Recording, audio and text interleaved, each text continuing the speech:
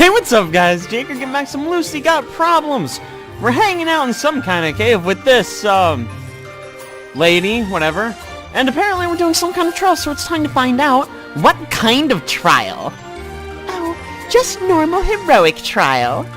Don't you read books at all? No matter, just trust me. I know the whole procedure. Hey, that's not fair! You just told me you'll give me the orb, and now it turns out I gotta overcome some kind of trial? What if I refuse?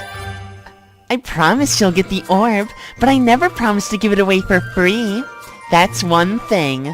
Another one is that a process of heroic initiation is usually much more complicated. Alignment tests, physical and mental mapping, backstory checks. Candidates are waiting for months to be given release papers so they can go further. And where do they go? To the trial, of course. There are much fewer ancient artifacts than contenders for their ownership. That's why there's a selection process. So if you're not interested... Wait! Okay, I'll take the trial. But after that, I get the Orb of Fate, then and there. I knew we could make a deal. Oh, look, our exclamation point's done. We accepted the quest. It's not a deal, it's extortion. Woohoo! Remember what I said about negative thinking? Let's count it as me motivating you. Don't forget it's all for the sake of saving the world. The seer looked so pleased I started worrying. There should be a caveat. I probably should have found out what kind of trial it was before agreeing to it. Oh, there's no caveat, just some random number magic. Whoa! Are you reading my thoughts? Well, I'm a seer. You are the seer and not a telepath. That is not fair. Besides, you spoke it out loud. Could I really say it out loud? Yep. I didn't Hey, wait! You're cheating! Woohoo! What kind of mentor are you? I thought we should be on the same side! This is for your own good. You'll have to concentrate a little if you want to save the world. Since I'm to teach you, here's your first lesson. Positive outlook and concentration are 2 of 3 components of successful world saving. 2 of 3? And what's the third one? A huge battle axe. A positive outlook, concentration, and a huge fucking battle axe. That's how you win. I can't believe I've agreed to this. Where would I get a huge axe in the middle of a magical forest? For starters, get a card. What? What the fuck are you saying? A deck of divination cards appeared in the seer's hands again. I have no idea where she's keeping them all this time. Without looking into the deck, the seer rapidly pulled 3 cards and started skillfully tossing them. I could barely follow the movement of her hands. At least I thought I could. Why are you doing this? I don't know what cards you chose anyway. Now, you're not just confused, but also perplexed. Perfect conditions for random number magic. Now, choose your destiny. This one. Got it. Nailed it. That's perfect. I reached for one of the cards, but at the last minute I pulled my hand away and chose another one. Trying to cheat fate, are you? Not bad, not bad. You'll need your wits during your trial. Your card is 2 of fuckfish. Or dickfish. Dickfish, I see. Okay. Maybe. And what am I to do? Isn't it obvious? Bring me a couple of dickfish. They're kind of elongated jumping fish living in the nearby river. Dickfish are very friendly, so you'll have to act fast. A couple of sensor fish, you remember? Choose the plumpy ones. One will go into a potion, and the other I'll leave for personal use. Personal use? What do you mean? What do you think? Well, we don't have time for rhetorical questions. You're ready to go, so go. Let your trial begin. Oh, and don't forget. Well, okay. Wind blew so loudly in my ears the seer's last words went unheard. The cave spewed me out like a crappy muffin with raisins. Before I could make heads or tails of it, I was laying in the tall grass of the magical forest. Tall and soft, thankfully. I hopped up and started rapidly knocking on the magical door. Blast it! Hey! Don't forget what? Derp. Why do I have a feeling I already forgot something important? Hey! As soon as I swung to knock again, the door disappeared right under my nose, so I lost balance and fell on the ground again. Oh, Lucy. Looks like I won't get my instructions. Oh well, now I have 2 unclear missions. Hope the door appears again when I get those censored fish. The seer said they live in rivers.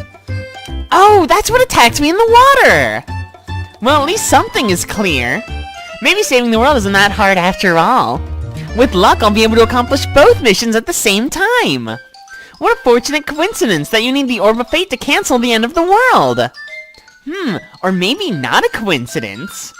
Can it be the Darkest Priestess Tiamat cares about things like saving the world? Some line that I missed. Nope. That's swell! Thanks to the quest, I can learn something new about Tiamat every day! Well, technically only one day has passed, I only learned one thing. But still, we're bonding! Maybe Tiamat flays insolent servants just for show. Hard on the outside, tender on the inside. Like a chocolate fondant! If I try very hard, I have the chance to reach the soft and sweet filling. Wait for me, oh darkest one! I won't let you down! Yeah, that's probably not how this is gonna end, but cool. I wandered a bit in the thick of the magical forest and soon stumbled upon a river. The reeds quietly rustled in the wind and the calm water sparkled in the sun. This picture was so peaceful, I started nodding off. Censored fish, if they really live in this river, don't reveal themselves in any way. It's quiet here. Too quiet. Isn't jumping fish supposed to jump out of the water from time to time? Hey, censored fish, are you there? Jump out one at a time if you are. Nothing disturbed the sleepy flow of the river. They couldn't all swim away from here. Or could they? I need to get in the water and carefully look around on the spot. At least one tiny dickfish must have left here. Right before entering the water, I started thinking, oh, don't hurt yourself there, Lucy. What do I do with my suit? Well, this is YouTube. We probably can't actually do it. Fine. A high-class spy should always be ready for an enemy attack, or an emergency teleportation in the base. I'm sure the Decanus would be furious if I lose my equipment again. Just like I did myself, the situation took a drastic shift. Oh, no way, is this not gonna go great? Well, shit, here we are. Hey, where? A fishtail slapped me on the cheek. Splish, splash, sploosh. Curious rounded heads popped out of the water here and there. Not all at once, take it easy! Fish sprung one after the other like tiny fireworks, except instead of sparks, they raised sprays of droplets into the air. The former calm was completely blown away. Hold it, you! And the fishtail flashed past my nose so fast I barely managed to evade. That's me who should hunt you, not the other way. Crap! I have neither a fishing pole nor a net! How am I supposed to catch all these fish? Censored fish kept on attacking me from every direction. I already got several painful hits. Most of all, for some reason, the fish preferred my face, breasts, and hips. Are they trying to trip me? Yeah, that's what it is. When another one of the censored fish smacked me over the head, I got enlightened. Hey, wait! They look like... And the seer said that... Eureka! I know what to do! Come over here, you scaly head! Now it was my turn to attack. When the next fish was in my reach, I didn't waste a moment. Got him, dude. Booby grab! One swift move and a large censored fish got squashed between my breasts. Large and very slippery. Yes, yes!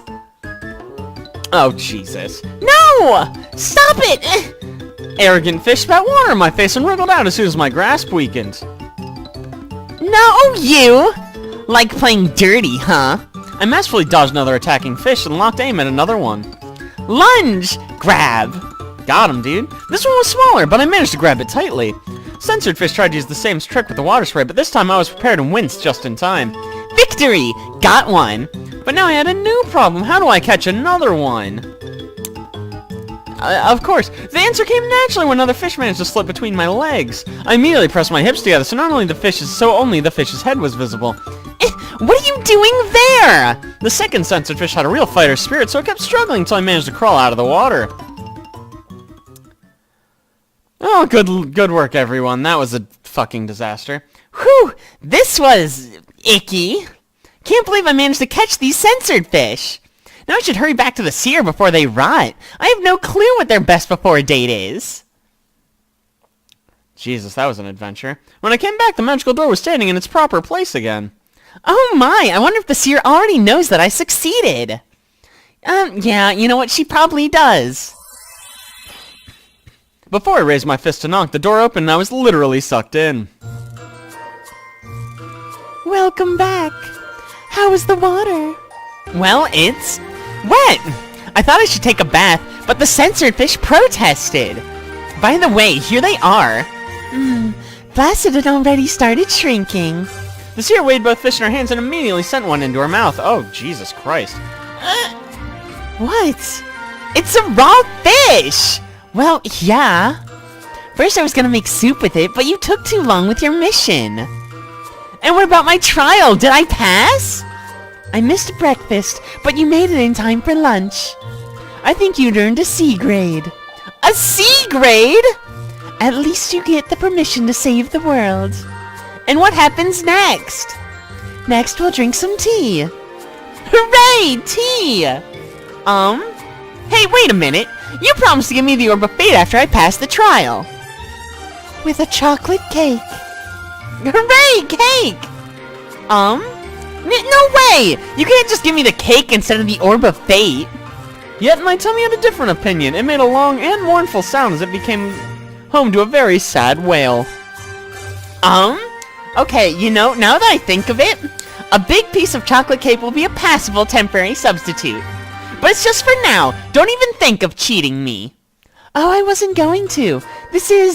We need to pass some time. You see, expunging the Orb of Fate is a very complicated magical ritual. Magic of this level is possible only in certain conditions. Our task is to wait for these conditions to occur. I don't understand. You said you have the Orb of Fate? Exactly. I have it. To be precise, it's a part of me, but just for the time being. What? It's pretty simple. The Orb of Fate merges with its owner's astral body. This means currently the orb is bound to my spirit. Stitched to it, if you will. To break the link between me and the orb, we need the right setup, as I've already said. And what that setup is? Legend says the Orb of Fate is made of starlight.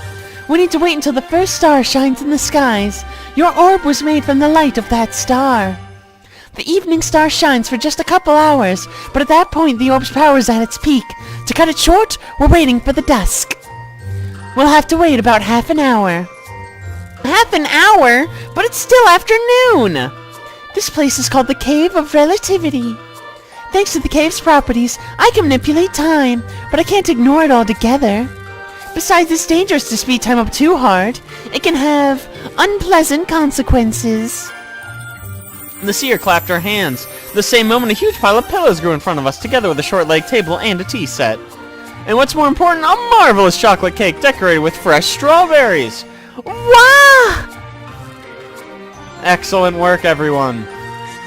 3 pieces of cake later, I noticed one remaining thought not concerning the dinner kept nagging me. You know, I've been thinking. You mentioned orbs of fate? Like, more than one? The seer was done with the tea and started smoking her long pipe. Exactly. In ancient times, when the spirits still lived among other folk, there were many of these artifacts. Someone should keep order in the world, and elves have a, so to say, natural talent for it. On this plane of being, no one had yet invented anything better than elven housemaids. And so my ancestors created a multitude of orbs of fate, and gave them to the elves so they would look after the world. Your ancestors? So you truly are like a spirit? Woohoo! You have a problem with that? Oh no, not at all. I just thought spirits couldn't be so, materialized. Well, I take regular workouts. Besides, I never thought that spirits, reproduce. My, why no one bats an eye when the gods do it? Oh man, I said something awkward again. Time to change the topic. So it turns out in the past, the orbs were not such a rarity. How come there's almost none left? The orbs of fate bestow their wielder with great power.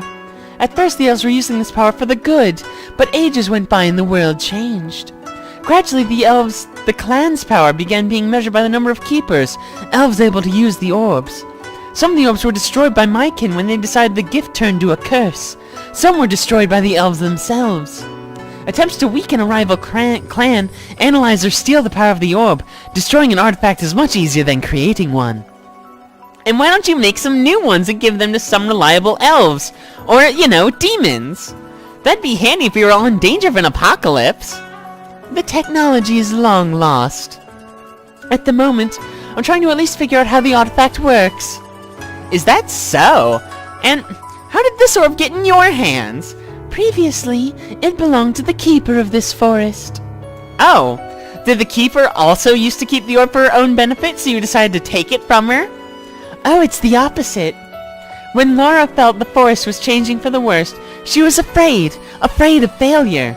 She decided to give her orb to me, so it wouldn't bring harm to the forest. I tried to persuade her, but she wouldn't listen. Honestly, I was surprised and impressed. I couldn't foresee that Laura could be so determined. Maybe I never really looked into her that much.